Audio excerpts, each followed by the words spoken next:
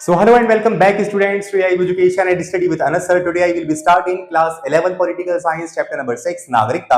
और आज के अपनी इस क्लास में इस चैप्टर में आने वाले सभी इंपॉर्टेंट टॉपिक्स एंड पॉइंट्स को हम एक वन शॉट वे के साथ समझने वाले हैं। सो फटाफट से शुरू करते हैं अपनी क्लास को और समझते हैं सभी इंपॉर्टेंट टॉपिक्स एंड पॉइंट्स को एक brief best and short explanation के साथ। So let's start.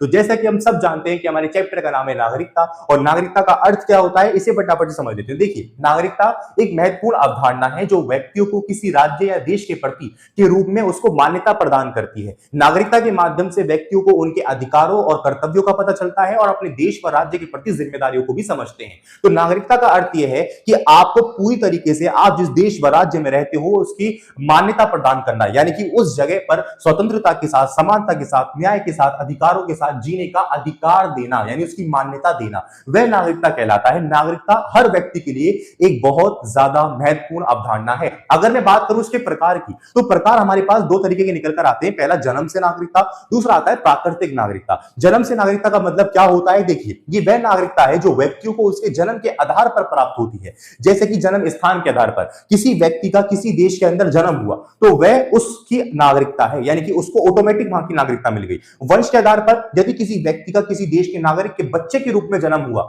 तो वह उस देश की नागरिकता उसको मिली। तो हमने यहां से दो कॉन्सेप्ट को समझा, जन्म स्थान के आधार पर और वंश के आधार पर। यह हमारे जन्म से नागरिकता का कॉन्सेप्ट है। यहीं पर दूसरा कॉन्सेप्ट हमारे पास आता है प्राकृतिक नागरिकता का। प्राकृतिक नागरिकता का मतलब यह होता है जब कोई व्यक्ति किसी देश की सरकार व कानून से यह आवेदन करता है कि आप मुझे यहां पर नागरिक बना दीजिए, तो उसको हम बोलते हैं प्राकृतिक नागरिकता। जैसे कि उदाहरण हमारे पास आता है अदनान सामी का। तो अदनान सामी एक पाकिस्तानी सिंगर थे, परंतु उन्होंने प्राकृतिक नागरिकता के तहत हमारे देश की सरकार व कानून से यह आवेदन किया और यहां के वो नागरिक बन गए। तो यहां पर हम दो आवेदन करते हैं, निवास के आधार पर और विवाह के आधार पर। निवास के आधार पर मतलब यह होता है कि जब एक देश के अंदर हम लंबे समय से रहते हुए आ रहे हो, वहीं पर हम कारोबार कर रहे हो, वहीं हमारा सारा काम चल रहा हो, तो वह होता है निवास के आधार पर। और यहीं पर हम बात करें विवाह के आधार पर, यदि कोई व्यक्ति किसी दूसरे देश के नागरिक से विवाह कर लेता है तो वह उसके आधार पर भी उस देश की सरकार व कानून से यह आवेदन कर सकता है कि आप मुझे यहां का नागरिक बना दीजिए। तो हमने जाना नागरिकता के दो प्रकारों के बारे में। अब हम समझते हैं नागरिकता के अधिकार के बारे में। तो नागरिकता के अधिकार हमारे पास तीन आते हैं: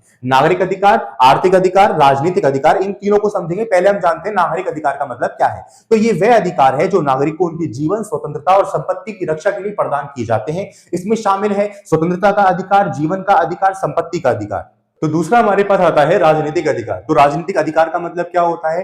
राजनीतिक अधिकार का मतलब होता है कि नागरिक को सरकार के अंदर भाग लेने में और अपनी राय को व्यक्त करने का जो अधिकार आपको प्राप्त होता है वो आपका नागरिक अधिकार है। तो सॉरी, राजनीतिक अधिकार है। इसके अंदर हमारी क्या क्या चीज आती है बेटा? पहला हमारे पास मतदान का अधिकार आ जाता है, चुनाव लड़ने का अधिकार आ जाता है, अपनी अभिव्यक्ति की स्वतंत्रता का अधिकार हमारे पास आ जाता है। तो हमने यहाँ पे देखे तीन अधिकार। तीसरा हमारे पास अधिकार का टाइप आता है आर्थिक अधिकार। यह वह अधिकार होता है जो व्यक्ति को आर्थिक सुरक्षा व स्वतंत्रता प्रदान करता है, जैसे कि काम करने का अधिकार, उचित मजदूरी का अधिकार, और तीसरा आप यहां पर एक और लिख सकते हो जिसको हम कह सकते हैं संपत्ति का अधिकार। ठीक है जी, यहां पे आप संपत्ति का अधिकार भी लिख सकते हो। तो हमने क्या जाना?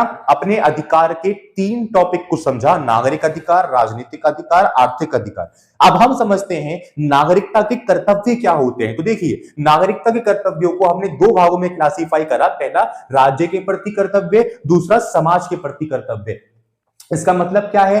राज्य के प्रति कर्तव्य का मतलब यह है कि यह वह कर्तव्य हैं जो व्यक्ति को अपने राज्य के प्रति अपनी जिम्मेदारियों को पूरा करने के लिए प्रेरित किया जाता है।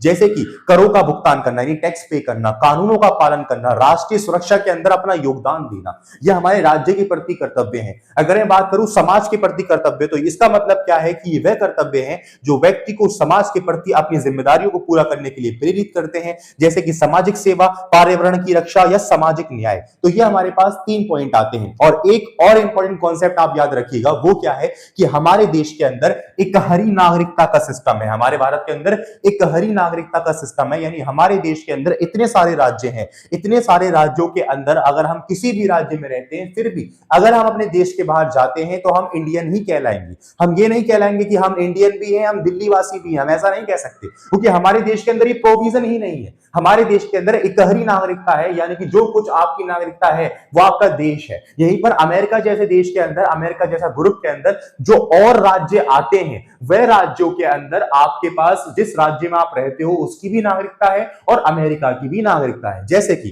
कैलिफोर्निया में आप रहते हो तो आपके पास कैलिफोर्निया की भी नागरिकता है और अमेरिका की भी नागरिकता है। तो ये होता है दोहरी नागरिकता, जो हमारे देश के अंदर नहीं अपनाई जाती। हमारे देश के अंदर एकहरी नागरिकता अपनाई जाती है। ये हमारा लास्ट कॉन्सेप्ट था। तो हमने इस पूरे चैप्टर का अगर हम निष्कर्ष निकालें तो हमने क्या पढ़ा? नागरिकता एक बहुत ही ज्यादा महत्वपूर्ण अवधारणा है हर व्यक्ति के लिए, क्योंकि वो व्यक्ति को किसी भी देश के अंदर सामाजिक न्याय, अवसरों का प्रदान करना, स्वतंत्रता, समानता और अपने अधिकारों को, अपने अधिकारों से, अपनी जिम्मेदारियों से अवगत कराना, यह नागरिकता कहलाती है।